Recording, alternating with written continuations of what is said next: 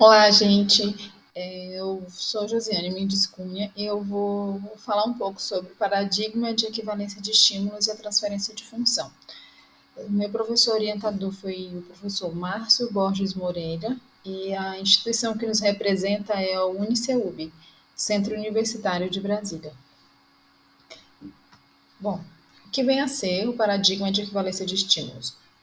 O paradigma de equivalência de estímulos é um modelo de compreensão de aprendizagens complexas e ele descreve um padrão, uma série de critérios operacionais que precisam ser cumpridos para que se formem classes de equivalência.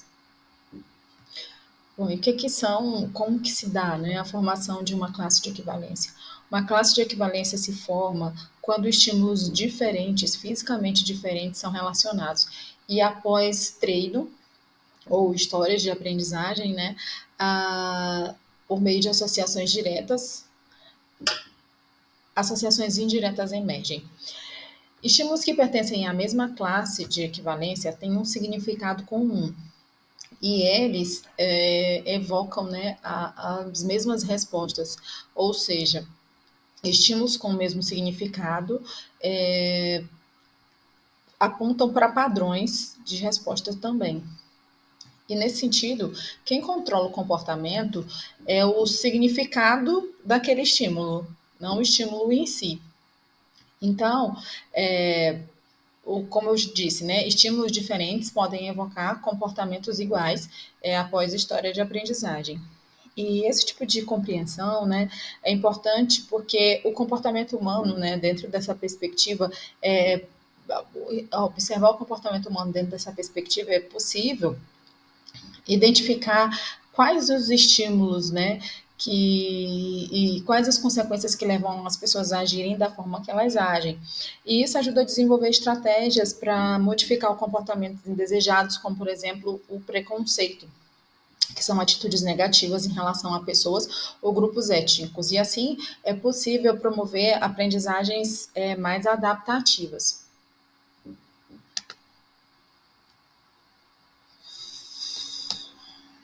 Certo. Então, como o Kameoka e Moreira, eles trazem esse seu trabalho com base no paradigma de equivalência de estímulos, uma forma simplificada, né, de como que se forma uma classe de equivalência e como características físicas de grupos étnicos, né, são relacionados a adjetivos que os desqualificam e que caracteriza o preconceito racial. Então, dentro da formação de uma classe de equivalência com os estímulos, né, que foram apresentados no slide anterior,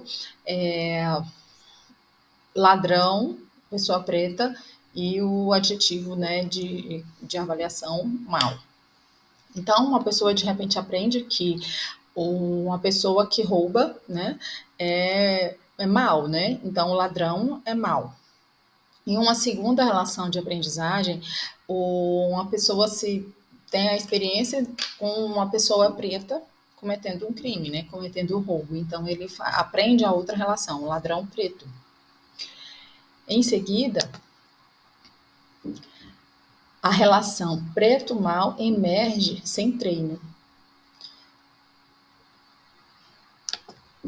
Isso significa que a classe de equivalência ladrão, preto, ladrão, mal e preto foi formada, né? E nesse exemplo, esses estímulos eles se tornam substituíveis em sua função. Eles controlam a resposta de quem aprende de forma equivalente quando essas pessoas vão avaliar ou julgar qualquer um desses estímulos, elas tendem a responder, né, da mesma maneira. Certo. Então, para a gente compreender melhor como que se formam as classes de equivalência, Moreira e colaboradores, em um artigo teórico sobre preconceito e controle de estímulos, eles caracterizaram o preconceito como um comportamento operante, primeiramente, ou seja, é um comportamento aprendido. Em seguida, eles descrevem o preconceito como um comportamento operante discriminado e, em seguida, como classe de equivalência. Então, como é que é o desenvolvimento disso, né? Um comportamento ele pode ser dividido em três partes, em três termos, vamos dizer assim, né? Que compõem, que a gente chama em análise do comportamento de tríplice contingência. A tríplice contingência, ela compreende o que acontece antes, né? O contexto antecedente, o comportamento e a consequência que esse comportamento provoca no ambiente. O contexto antecedente é aquilo que acontece antes do comportamento acontecer de fato. Aqui, o comportamento em si é o que ocorre após a apresentação desse estímulo aqui, certo? E a consequência é o que acontece imediatamente após a resposta, né, ser emitida. Então, para a gente poder entender qual que é a função de um comportamento e poder desenvolver estratégias, né, e atuar sobre ele, o primeiro passo é a gente analisar essa tríplice contingência relacionada a esse comportamento, né, que é o comportamento-alvo. Então, quando um evento consequente, que é esse S mais aqui, afeta a probabilidade dessa resposta acontecer, né, aumenta a probabilidade quando esse comportamento, quando esse estímulo consequente afeta a probabilidade da resposta ocorrer, a gente diz que esse comportamento, que esse comportamento é um comportamento aprendido, é um comportamento operante, como eu disse antes, né? E quando esse estímulo, essa consequência apresenta uma consequência reforçadora, a probabilidade dessa resposta acontecer, ela aumenta. Então, um comportamento operante ele é selecionado a partir das suas consequências. E isso possibilita controlar e predizer, né, os comportamentos. Então, a gente disse um comportamento operante discriminado, que é o que, quando a gente leva em consideração, né, para compreender melhor essa tríplice, a gente precisa entender o que acontece antes do comportamento, né, que é o estímulo antecedente. Então, a gente pode dizer que esse estímulo é um estímulo discriminado quando ele oferece esse estímulo que aparece antes da resposta, ele oferece pistas, né, de que se o comportamento ocorrer, ele será reforçado. Então, a gente diz que um comportamento operante é discriminado quando os eventos que antecedem dão pistas de sua ocorrência. De que sua ocorrência produzirá consequências reforçadoras. Então, a gente diz que esses estímulos antecedentes discriminados controlam a ocorrência da resposta. E o estabelecimento desse processo, né, de discriminar estímulos, leva em consideração as características desses estímulos. Que esses estímulos antecedentes, as características que esses estímulos antecedentes possuem. E eles vão indicar, né, a ocorrência do reforço. Certo, continuando. Bom, várias pesquisas, né, que envolvem o paradigma de equivalência de estímulos têm demonstrado de que maneira estímulos sem significado prévio, né, sem uma história de aprendizagem, passam a carregar respostas de evitação, respostas de ansiedade, de medo, somente pelo fato de, após o treino, passarem a pertencer à mesma classe de equivalência de estímulos que já produzem, né, que já têm essa história de respostas de evitação, ansiedade e medo. Certo. A gente pode tomar como exemplo a pesquisa de Elster e Artsen de 2020. O objetivo dos autores foi investigar a transferência de função relacionando o nível de dor de diferentes imagens de injeções de agulha em diferentes partes da mão humana e relacionou essas imagens a estímulos abstratos, né? Inicialmente foram treinadas 3 classes de equivalência de 4 membros. Essas 3 classes aqui. Certo. Em seguida, foi estendida a classe de equivalências com os estímulos D, onde os estímulos D1, D2 e D3, né, eram caracterizados como mais doloroso, né, respectivamente, né, mais doloroso, menos doloroso e não doloroso. Em seguida, foi feito um teste discriminativo, onde os participantes deveriam escolher algum dos estímulos presentes nos rótulos de garrafas de água. O que se observou foi que, lembrando que D1 é mais doloroso, D2 menos doloroso e D3 sem dor. Então, os estímulos B1 uma relação que não foi treinada, foram evitados pelos participantes. Os participantes tenderam a escolher muito mais os rótulos com as garrafas de água com rótulos em B2, que é considerado menos doloroso, e em B1, considerado, ou B3, considerado como não doloroso. Aqui a gente, né, vê claramente no gráfico o número de participantes que escolheram B1, B2 e B3, as garrafas de água com os rótulos dos estímulos B. Então a gente pode ver que o estímulo mais doloroso, tido como mais doloroso, a função foi transferida para os estímulos abstratos em B1. Isso significa que a resposta de evitação, de ansiedade e de medo, né, elas passaram a ser, passaram a esses estímulos, né, a serem função também desses estímulos. Então, após o treino, eles passaram a pertencer à mesma classe de equivalência. Então, todos os elementos dessa classe se tornaram provocadores de respostas semelhantes, né? Eles passaram a compartilhar funções próprias daquela classe. Certo. Então, o que vem a ser transferência de função? Os analistas do comportamento, eles entendem que quando os significados, efeitos comportamentais ou atributos comuns a uma classe de equivalência se estendem para novos estímulos, ocorre o fenômeno da transferência de função. Da mesma forma, se ocorrer a expansão da classe de equivalência, os novos estímulos adicionados a essa classe que já existe, em termos de função, eles assumirão as funções que as funções que caracterizam, né, essa classe de equivalências. E os membros dessa classe, eles, como eu já disse, né, eles são substituíveis em sua função, eles evocam o mesmo tipo de resposta.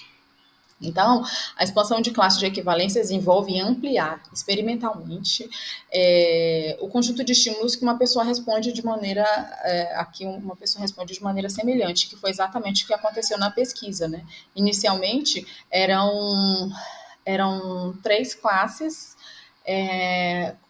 com 3 estímulos diferentes, A1, A2 e A3, B1, B2, B3, C1, C2 e C3. E foi adicionado, após treino e formação de classe de equivalência com essas três classes de equivalência com 3 membros, foi acrescentado mais uma classe, né, mais uma classe de estímulos aqui, que tinham de fato uma função bem estabelecida, né, que era os estímulos dolorosos. O nível de dor, né, de cada estímulo. Bom, e como relacionar a transferência de função e atitudes? Então, atitudes são comportamentos avaliativos e os autores consideram que são comportamentos aprendidos e que eles se estabilizam por meio do contexto que favorece a sua manutenção, como eu já disse, né? Tanto consequências reforçadoras quando presentes no ambiente, né, quando o comportamento ocorre, quanto estímulos discriminados, que sinalizam que o reforçamento, né, vai acontecer. Então, como a gente falou no início, né, que comportamentos aprendidos, né, se estabilizam no contexto que favorecem a sua manutenção. Nesse sentido, eles acabam por se tornar pertencentes ao rol dos comportamentos operantes discriminados. Então, um estímulo que a ser avaliado, ele possui um caráter discriminativo. E só que não, no caso das atitudes, né? Só que não de natureza física, né? É uma característica de natureza simbólica e que fornece informações, né? Que extrapolam, como eu já disse, nas propriedades físicas, elas vão além da generalização de estímulos. Então, o paradigma de equivalência de estímulos tem sido usado como base para estudar atitudes, né?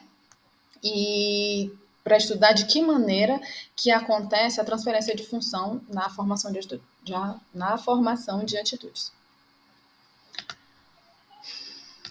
Certo. Então, um exemplo de transferência de função em atitudes, nós temos como exemplo, né, de transferência de função em atitudes, nós temos o experimento de Pereira e Moreira, que tiveram, né, como objetivo estudar a transferência de função de imagens de presidentes da República para figuras abstratas que inicialmente não tinham nenhum significado para os participantes, né? Então, os participantes avaliaram em pré-teste tanto as figuras dos presidentes que estão aqui em A, quanto os estímulos abstratos. Avaliaram figuras abstratas também, né? De acordo com 14 pares de adjetivos opostos em uma escala de diferencial semântico. Certo.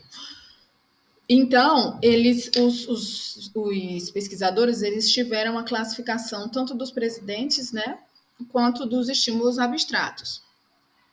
E, em seguida, houve treino e testes para a formação de 3 classes de equivalência de 5 membros. Então, o procedimento utilizado foi o procedimento de pareamento modelo, né, MTS, e com os estímulos que estão aqui nessa figura.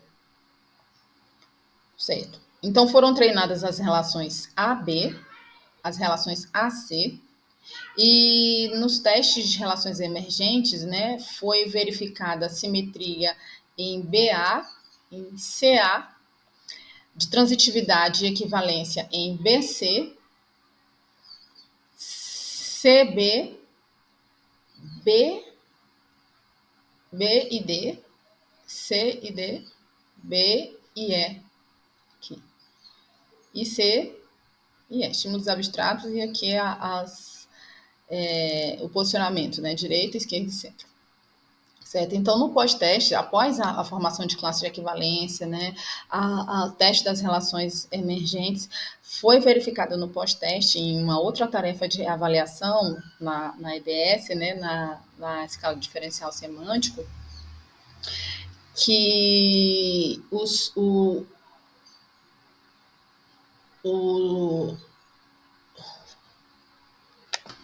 Sim, seguindo, no pós-teste, né, foi feita uma nova tarefa, né, foi realizada uma nova tarefa de avaliação com a mesma escala de diferencial semântico para os presidentes e para as figuras abstratas. E os resultados mostraram que, após a formação da classe de equivalência, houve a transferência de função dos estímulos A, que são os presidentes da República, para os estímulos sem significado. E nesse sentido, a gente pode dizer que, experimentalmente, a atitude dos participantes em relação aos presidentes da República foi transferida para os novos estímulos. Então, estímulos inicialmente sem nenhum significado, ao final do experimento, os participantes conseguiram manifestar, né, a sua atitude em relação a esses estímulos que não tinham significado nenhum. Certo. E como relacionar transferência de função e história em quadrinhos? Bom, a história em quadrinhos, ela entra como um procedimento de treino. E com base em experimentos, né, como o de Moreira, de Pereira e Moreira, né, e os outros experimentos apresentados aqui na apresentação, a gente pode perceber que em contextos experimentais que abordam o preconceito, né, tem utilizado histórias em quadrinhos como estratégia metodológica para treinos de relações condicionais discriminadas, no sentido de se tornar semelhante ao procedimento de pareamento ao modelo, o MTS. E também utilizando escalas de diferencial semântico também em pré-teste e em pós-teste para poder pesquisar a transferência de função e atitudes.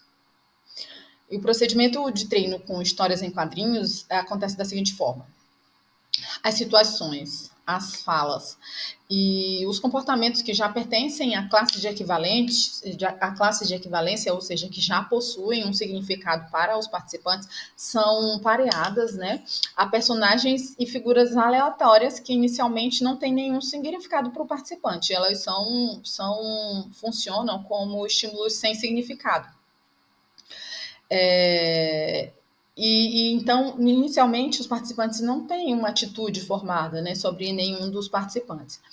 Então, se a gente considerar a misoginia, né, atos misóginos, violência contra a mulher, ódio negativo, feio, formam uma classe de equivalência que tem um significado geral negativo socialmente, né?